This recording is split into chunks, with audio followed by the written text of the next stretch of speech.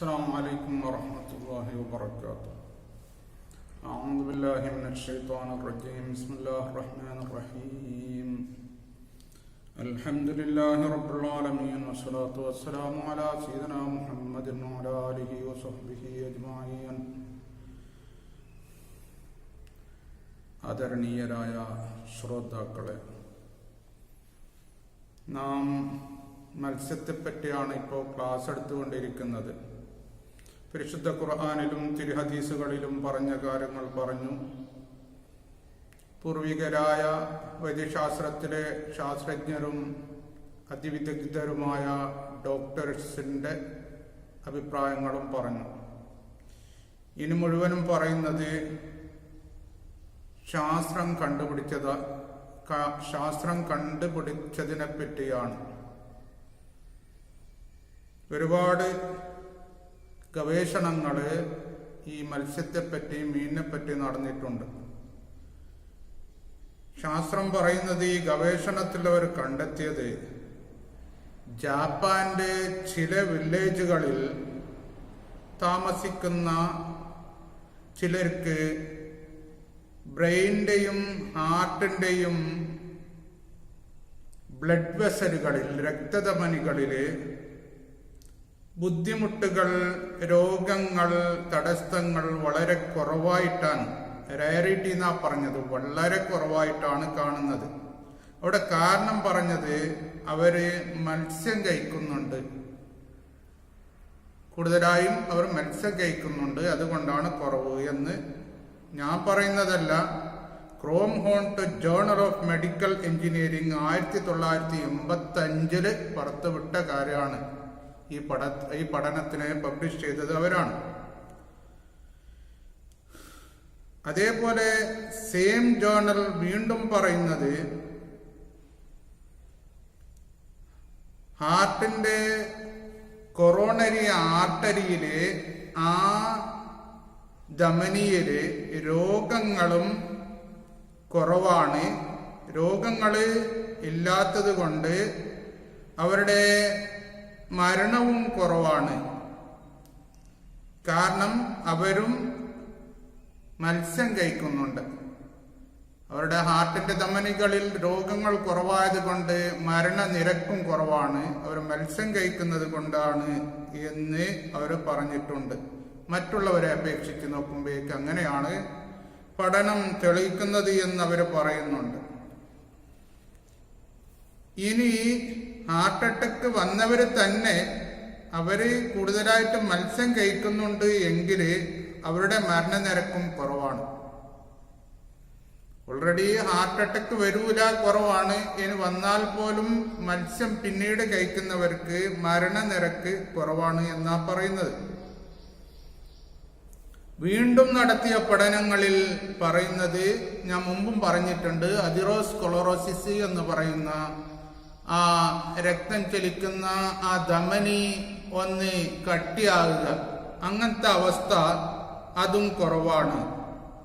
ആരില്? ഈ കാനഡയിലും മറ്റുള്ള രാജ്യങ്ങളിലും താമസിക്കുന്ന ചില വർഗക്കാർ, അവരിൽ ഇത് കുറവാണ് എന്നാണ് പറയുന്നത്. കാരണം അവര് മറ്റുള്ളവരെ അപേക്ഷിച്ച് കൂടുതലായി മത്സ്യം കഴിക്കുന്നുണ്ട് എന്ന് പഠനം പറയുന്നുണ്ട്. അതേപോലെ തന്നെ ഹാർട്ട് അറ്റാക്കും ഇത്തരം ജനങ്ങൾക്കും ജാപ്പാൻകാർക്കും കുറവാണ്. പാശ്ചാത്യരെ അപേക്ഷിച്ച് ജാപ്പാൻകാർക്കും ഈ ഇസ്കിമോസുകാർക്കും ഇങ്ങനെയുള്ള ഈ വർഗക്കാർക്കും ഹാർട്ട് അറ്റാക്കും കുറവാണ്. അവരും എന്തുകൊണ്ടും മത്സ്യം കൂടുതൽ കഴിക്കുന്നുണ്ട്. കൂടുതൽ എന്ന് പറയുമ്പോഴേക്ക് 3 നേരവും കഴിക്കണം എന്ന് അതിന്റെ അർത്ഥമല്ല. അവരുടെ ഭക്ഷണത്തിൽ അവർ മത്സ്യം ചേർക്കുന്നുണ്ട് എന്നാണ് അതിന്റെ അർത്ഥം. 3 നേരവും ധാരാളം കഴിക്കണം എന്ന് അതിനർത്ഥമില്ല. പിന്നെ സയന്റിഫിക്കലി പ്രൂവായ കാര്യമാണ് പറയുന്നത്. അതായത് 30 ഗ്രാം ഒരു വീക്കിൽ, ഒരു ആഴ്ചയിൽ 30 ഗ്രാമെങ്കിലും മത്സ്യം കഴിച്ചാൽ അത് ഈ ഹാർട്ടിലേക്ക് രക്തം ചലിക്കുന്ന ആ ധമനികളിൽ ഉണ്ടാകുന്ന രോഗങ്ങളെ അത് തടയും എന്ന് പറയുന്നുണ്ടെങ്കിലും അവിടെ ഒരു കാര്യം മനസ്സിലാക്കാനുണ്ട്. അതേ പഠനത്തിൽ അവർ പറയുന്നു, but avoid fried and salted fish. എങ്കിലും നാം കൂടുതലായിട്ട് പൊരിച്ച് കഴിക്കുന്നതാണ്, ഫ്രൈ ചെയ്ത് കഴിക്കുന്നതാണ്, അത് പറ്റൂല എന്ന് പറയുന്നു. ഫ്രൈ അല്ലാതെ കഴിക്കണം, ചുട്ടിട്ടോ കറി വെച്ചിട്ടോ. കൂടുതൽ വെന്തതും അത്ര നന്നല്ല. ഒരു സാധാ വേവുള്ള ഈ മീനിന് ഇത്തരം കഴിവുകൾ ഉണ്ട്. പക്ഷേ ഫ്രൈ ഞങ്ങൾ കൂടുതലും കഴിക്കുന്ന ഫ്രൈ ആണ്. ഫ്രൈ ഒരു നയാ പൈസന്റെ പോലും നമുക്ക് ഗുണം തരൂല. അത് ഞാൻ അന്ന് ഫുഡിന്റെ പാഠം എടുത്തപ്പോഴേക്ക് അവിടെ പറഞ്ഞിട്ടുണ്ട്. അതിന്റെ ക്വാളിറ്റിയെ പറ്റി പറഞ്ഞപ്പോഴേക്ക് ഞാൻ പറഞ്ഞിട്ടുണ്ട്. അത് നമ്മുടെ സിസ്റ്റമിൽ നിന്ന് ഈ ഫ്രൈകളൊക്കെ നമ്മുടെ സിസ്റ്റമിൽ നിന്ന് അതെന്താക്കും, പിന്നെ അങ്ങനെയുള്ള സിസ്റ്റമിന് അങ്ങനെയുള്ള ഒരു ഗുണങ്ങൾ കിട്ടുകയില്ല. കാരണം ഫ്രൈ ചെയ്യുമ്പോഴേക്ക് അതിലുള്ള മിനറൽസുകളെല്ലാം അത് ഊറ്റിക്കുടിക്കും എന്നാണ് പറഞ്ഞിരിക്കുന്നത്. ഞാൻ ഇപ്പോൾ പറഞ്ഞ കാര്യങ്ങൾ leaf weber new England journal of medicine 1988 publish ചെയ്ത കാര്യമാണ് ഞാൻ പറഞ്ഞിരിക്കുന്നത്. ചുരുക്കത്തിൽ നമുക്ക് മനസ്സിലാക്കാൻ പറ്റി, ഈ മീനിന് വളരെ വലിയ പ്രത്യേകത ഉണ്ട് എന്ന് നമുക്ക് മനസ്സിലാക്കാൻ പറ്റി.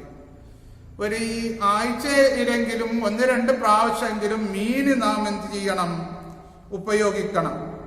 അവർ പറയുന്നത് അങ്ങനെ തന്നെയാണ്. 1 അല്ലെങ്കിൽ 2 പ്രാവശ്യമെങ്കിലും ഒരു വീക്കിൽ ചുരുങ്ങിയതെങ്കിലും മീൻ ഉപയോഗിച്ചാൽ അത് ഹാർട്ട് അറ്റാക്കിനെ തടയാൻ പറ്റും. അങ്ങനെയുള്ള ഒരു ശക്തി അതിനുണ്ട് എന്നാണ്. ഇനി ദൈനംദിനം ഉപയോഗിക്കുന്നത് തെറ്റില്ല.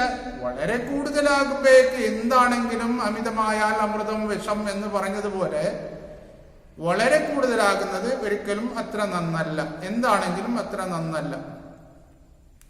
അപ്പൊ ഈ പരിശുദ്ധ ഖുർആനിലും തിരുഹദീസുകളിലും പറഞ്ഞ, ഇതിനെ പരാമർശിച്ച ഈ മീനിനെ പറ്റി പറഞ്ഞ ഈ മീനിന് വലിയ ഒരു ഔഷധ ഗുണം ഉണ്ട്.